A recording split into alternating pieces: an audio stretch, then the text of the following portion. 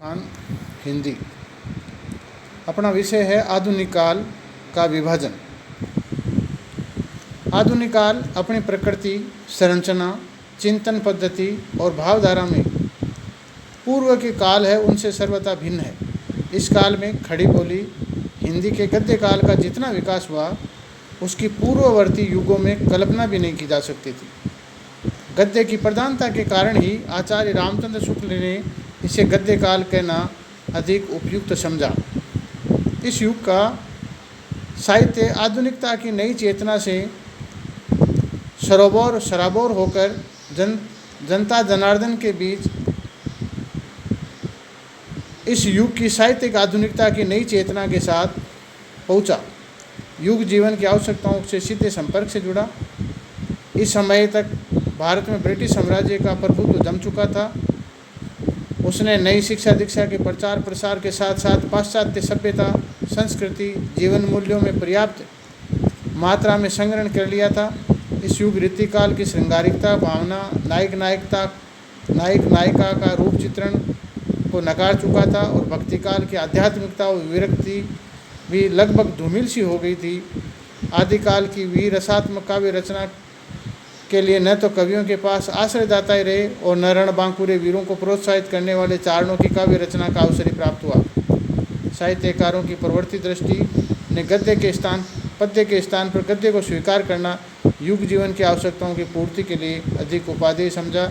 यही कारण है कि इस युग में प्रवृत्तियों और चिंतन धाराओं में समसामयिकता का समावेश विशेष रूप से हुआ और साहित्य सृजना का सीधा संबंध जनजीवन के साथ जुड़ गया।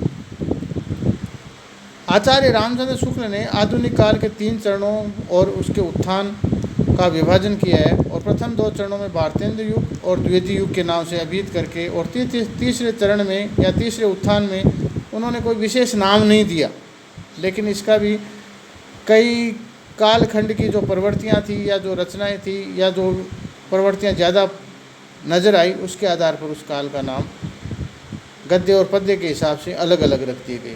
आधुनिक काल के बहुआयामी विस्तार को वर्गीकृत करते हुए उन्होंने उसे गद्य काल और पद्य काल 2 विधाओं में विभक्त कर दिया और उनको पृथक पृथक उनकी विवेचना किए, जिसके अंतर्गत साहित्य के इतिहास का एक क्रमबद्ध निरूपण संभव हो सका।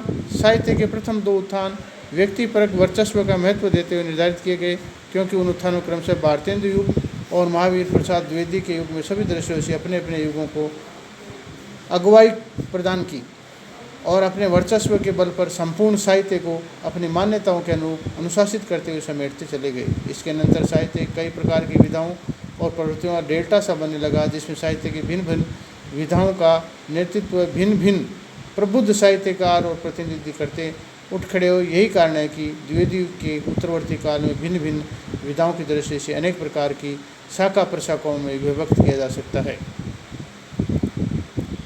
निबंध और आलोचना के क्षेत्र में आचार्य रामचंद्र शुक्ल का वर्चस्व के कारण उस विधा को शुक्ल युग, कथा साहित्य को प्रेमचंद युग, नाटक साहित्य को प्रसाद युग कहा जा सकता है।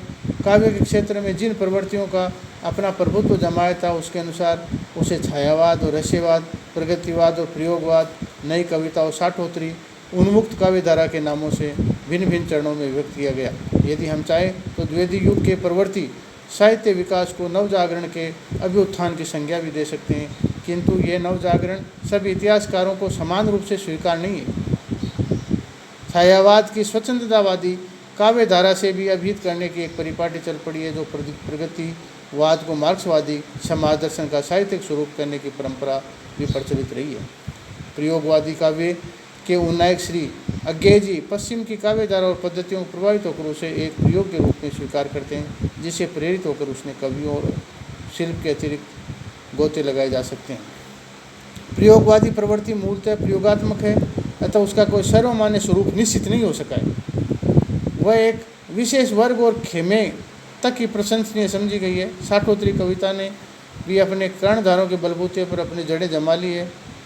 साठोत्री कविता 60 के उत्तर के बाद की जो कविता है उसे सही दिशा निर्देश करने वाले प्रबुद्ध प्राचार्यों की कमी है। मनमाने ढंग से साहित्य विधाओं को हाँका जा रहा है, उसका भविष्य क्या होगा, इसे भावी साहित्यकार कितनी सही दिशाएं दे सकेगा, प्रश्न आपके हर जनमानस और प्रबुद्ध साहित्यकार के सामने मुँह बाएं खड़ा है। धन्यवाद।